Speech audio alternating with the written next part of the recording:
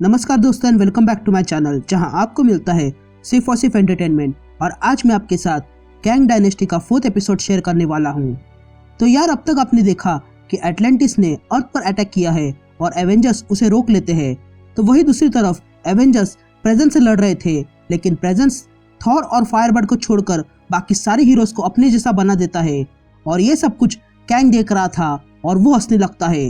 तो वीडियो अगर अच्छा लगे तो लाइक कर देना और चैनल पर नए हो तो सब्सक्राइब कर देना।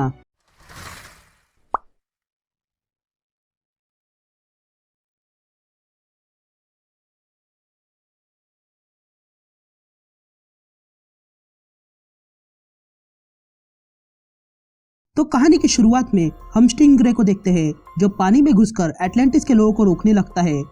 तभी एटलांटिस के लोग स्टिंगरे को घेर लेते हैं और उस पर अटैक कर देते हैं, लेकिन स्टिंगरे उन पर भारी पड़ता है और उन सबको दूर फेंकता है। तभी कुछ और एटलांटिस के गार्ड्स आ जाते हैं और स्टिंगरे पर फायर करते हैं, लेकिन स्टिंगरे उन्हें भी ठिकाने लगा देता है। फिर स्टिंगरे उनके बेस में घुस जाता है और वहां से उनके पावर पैक्स को ले लेता है और बाहर निकल आता है। यहाँ बाहर आके स्टिंगरे स्कारलेट विच से कहता है कि मिशन कामयाब हो गया है। तभी हम देखते हैं कि जमीन पर स्कारलेट विच के साथ जैक ऑफ हार्ट्स और हरकुलिस भी थे जो उन एटलांटिस से लड़ रहे थे। तो वही दूसरी तरफ वॉरबर्ड, विजन, ब्लैक विडो और शी हल्क को सारे डिविएंट्स ने घेर लिया था। तभी वॉरबर्ड उन सारे डिविएंट्स के लीडर को चैलेंज करती है कि वो अकेले लड़े। तभी डिविएंट्स का लीडर सामने आता है और कहता है कि वो अपनी तरफ से एक चैंपियन को लड़ने भेज रहा है और साथ में ये भी कहता है कि अगर वॉरबर्ड इस लड़ाई को हार गई तो वो उसकी गुलाम बनेगी, जिस पर वॉरबर्ड भी सहमत थी। तभी वॉरबर्ड के सामने एक बड़ा सा डिविएंट आ जाता है। फिर सीन शिफ्ट होती है और हम थॉर और फायरबर्ड को देखते हैं जो प्रेजेंस से लड़ रहे थे, और अब प्रेजेंस की आर्मी ने कैप्टन अमेरिका, ब्लैक नाइट और क्विक सिल्वर को भी शामिल कर लिया था। तभी थॉर फायरबर्ड से कहता है कि हम ये लड़ाई जारी रखेंगे, जिस पर फायरबर्ड कहती है कि क्या हमारे दोस्त हमारी सुन सकते हैं। लेकिन तभी थॉर अपना हैमर फेंकता है और प्रेजेंस की आर्मी को गिरा देता है। तभी क्विक सिल्वर आकर थॉर को एक पंच मारता है। तभी थॉर अपना हैमर घुमाने लगता है और उससे वहां पर तूफान लाता है और सारे प्रेजेंस को उस तूफान की चपेट में फंसाता है। लेकिन तभी पीछे से कैप्टन अमेरिका आता है और थॉर पे अटैक करता है, लेकिन थॉर उसे रोक लेता है और कैप्टन से कहता है कि जाग जाओ और खुद को पहचानो। लेकिन थॉर की बातों का कैप्टन पे कोई असर नहीं हो रहा था। तभी थॉर फिर से हैमर घुमाता है और कहता है कि मैं कभी नहीं चाहता हूँ कि मेरे दोस्त मेरे सामने ऐसे मर जाए, लेकिन फिर भी आज मुझे उन्हें मारना होगा। तभी थॉर अपना हैमर ऊपर करता है और कहता है कि मैं नहीं चाहता हूँ कि कैप्टन को ऐसी मौत मिले, लेकिन फिर भी कैप्टन के मौत का बदला लिया जाएगा। यहाँ दूसरी तरफ कैंग अपनी शिप में बैठकर ये सब कुछ देख रहा था और कहता है कि बस कुछ देर और, फिर ये लोग एक दूसरे का गला काटने के लिए आतुर हो जाएंगे। तभी स्कारलेट सेंटुरियन वहां आता है और कैंग से कहता है कि एप्लीकेंट का पहला ग्रुप आ चुका है, जिस पर कैंग कहता है कि ये तो अच्छी बात है, लेकिन उन्हें लाते वक्त कोई रुकावट आई थी। जिस पर सेंटुरियन कहता है कि थोड़ी मुसीबत आई थी, लेकिन वो हैंडल कर लिया था। जिस पर कैंग सेंटुरियन से कहता है कि तुम जाओ, मैं थोड़ी देर में आता हूँ। तभी कैंग उन लोगों से मिलने आता है जिन्हें सेंटुरियन ने लाया था। तभी कैंग एक आदमी की ओर उंगली करता है और कहता है कि तुम में ऐसी क्या खासियत है कि मैं तुम्हें अपने आर्मी में ज्वाइन कर लूं।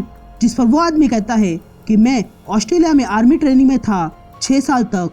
लेकिन तभी उन सारे लोगों को पीछे कुछ होने लगता है और वहां पर विल्ड आ जाता है और कहता है कि मुझे कमजोरों की तरह लाइन में खड़े रहने की आदत नहीं है और मेरे पास इन लोगों से ज्यादा पावर्स है, तो मुझे लगता है कि तुम जिसे ढूंढ रहे हो वो मैं ही हूँ। तभी कैंग कहता है कि ऐसा है तो ये तुम्हारा पहला असाइनमेंट है। ये कहते ही विल्ड पर एक जबरदस्त लाइट गिरती है और तब कैंग कहता है कि पावर तो मेरे पास भी है, मुझे तो ऐसे लोग चाहिए जो वफादार हो। तभी हम देखते हैं कि उस लाइट के कारण विल्ड गायब हो गया था। इधर वॉरबर्ड और गोलम के बीच लड़ाई शुरू हो चुकी थी। तभी गोलम कहता है कि तुम उड़ती अच्छी हो, लेकिन उतनी अच्छी फाइटिंग भी आती है क्या। जिस पर वॉरबर्ड गोलम पे अटैक करती है, लेकिन गोलम को कोई फर्क नहीं पड़ता है। तभी गोलम कहता है कि मैं सिर्फ मांस का बना हुआ हूँ, तो मुझ पर तुम्हारे अटैक्स असर नहीं होंगे। ये कहते ही वो वॉरबर्ड को पकड़ लेता है और अपने अंदर खींचने लगता है। यहाँ साइबेरिया में थॉर और फायरबर्ड लड़ते लड़ते सारे प्रेजेंस के आर्मी को गिरा देते हैं और तब थॉर प्रेजेंस के सामने आता है और कहता है कि मैं तुमसे बात करना चाहता हूँ। जिस पर प्रेजेंस थॉर से कहता है कि तुम्हारे पास बहुत पावर्स है, लेकिन मैं हूँ प्रेजेंस और मैं खुद पावर हूँ, और अगर तुम हमारी तरह नहीं हो सकते हो तो तुम्हें मरना होगा। ये कहते ही प्रेजेंस थॉर पे अटैक करता है, लेकिन थॉर अपने म्योनिर से प्रेजेंस की पावर को रोकने लगता है। तभी फायरबर्ड भी आ जाती है और तब स्टारलाइट प्रेजेंस से पूछती है कि थॉर आखिर कर क्या रहा है। जिस पर प्रेजेंस कहता है कि वो किसी तरह मेरी सारी पावर्स म्योनिर के जरिए एब्जॉर्ब कर रहा है। तभी थॉर अपने हैमर से प्रेजेंस की सारी पावर छीनने लगता है और प्रेजेंस को कमजोर करने लगता है। तभी प्रेजेंस चिल्लाने लगता है कि तुम मेरी पावर्स के साथ क्या कर रहे हो। जिस पर थॉर कहता है कि अब तुम मेरा इंसाफ सुनो। तभी प्रेजेंस पूरी तरह कमजोर पड़ने लगता है और ये सब कुछ स्टारलाइट देख रही थी। यहाँ गोलम वॉरबर्ड को अपने अंदर खींच लेता है और कहता है कि ये लड़ाई यहाँ खत्म होती है। तभी विजन ब्लैक विडो से कहता है कि हमें कुछ करना होगा। जिस पर ब्लैक विडो कहती है कि अभी नहीं। यहाँ अंदर घुसते ही वॉरबर्ड को वहाँ पर उजाला दिखाई देता है, इसलिए वो उस उजाले के पास जाती है और देखती है कि वो गोलम का हार्ट है, और अगले ही पल वॉरबर्ड उस हार्ट को पकड़ लेती है और तोड़ देती है, जिसके कारण गोलम फट जाता है और वॉरबर्ड बाहर आ जाती है। तभी वॉरबर्ड उन डेविएंट्स के लीडर से कहती है कि सरेंडर करो या फिर मरने के लिए तैयार हो जाओ। ये सुनते ही उन डेविएंट्स का लीडर डर जाता है। इधर थॉर प्रेजेंस से उसकी सारी पावर छीन लेता है और प्रेजेंस को मारने वाला ही था, लेकिन तभी बीच में स्टारलाइट आ जाती है और कहती है कि प्रेजेंस को मत मारो, बदले में मैं सब कुछ ठीक कर दूंगी। ये सुनते ही थॉर रुक जाता है और कहता है कि सौदा तय रहा। तभी थॉर स्टारलाइट से पूछता है कि तुम इस मॉन्स्टर को जिंदा क्यों छोड़ रही हो। जिस पर स्टारलाइट कहती है कि ग्लोबल यूनिटी का सपना इसका था, ना कि मेरा। ये सब कुछ रिवर्स करके मेरा कुछ नुकसान नहीं होगा, पर मैं उसकी पावर्स को शेयर करती हूँ। हमारी लिटल पावर हमें जोड़ के रखती है। अगर वो गया तो मैं किसी काम की नहीं रहूंगी। फिर हम देखते हैं कि वहाँ पर मेडिकल टीम आ चुकी थी और वो सारे हीरोज को चेक करने के लिए ले जाते हैं और साथ में प्रेजेंस को भी अपने साथ ले जाते हैं। तभी फायरबर्ड थॉर से कहती है कि ये काम कर गया, पर मेरा एक सवाल है कि ये सेकेंड टाइम है कि मैं नहीं मरी हूँ, और ये सोचने वाली बात है, पर मेरा बिलीफ बताता है कि हेवन का असली इनाम मरने के बाद मिलता है और मैं वो कभी नहीं ले सकती हूँ। यहाँ डेविएंट्स भी सरेंडर हो जाते हैं। तभी वॉरबर्ड जैनेट को कांटेक्ट करती है और कहती है कि डेविएंट्स सरेंडर हो गए हैं। जिस पर जैनेट कहती है कि अभी सोचना होगा कि डेविएंट्स का क्या करे। ये कहते ही जैनेट वॉरबर्ड से कहती है कि वो बाद में कॉल करेगी। तभी जैनेट को स्कारलेट विच का कॉल आता है और वो कहती है कि एटलांटिस की आर्मी भागने लगी है। तभी स्कारलेट विच जैनेट से पूछती है कि हैंक का कैसा हाल है।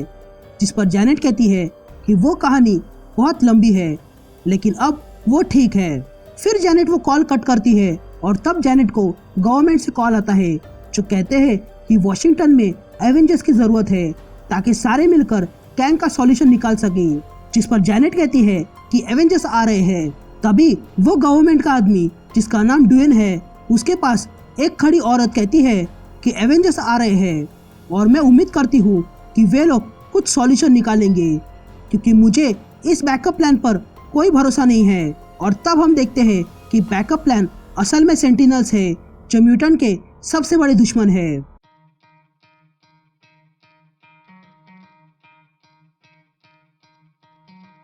Try to play, but you're never gonna beat me. Look the other way, what I'm doing ain't easy. Bloody hands stained from the people who deceive me. Muddy hands break through the chains, go free me. Looking for change, looking for pain. Pulling a mob, pushing a train. I'll never stop, stick to a lane. Pick up the pieces and go rearrange.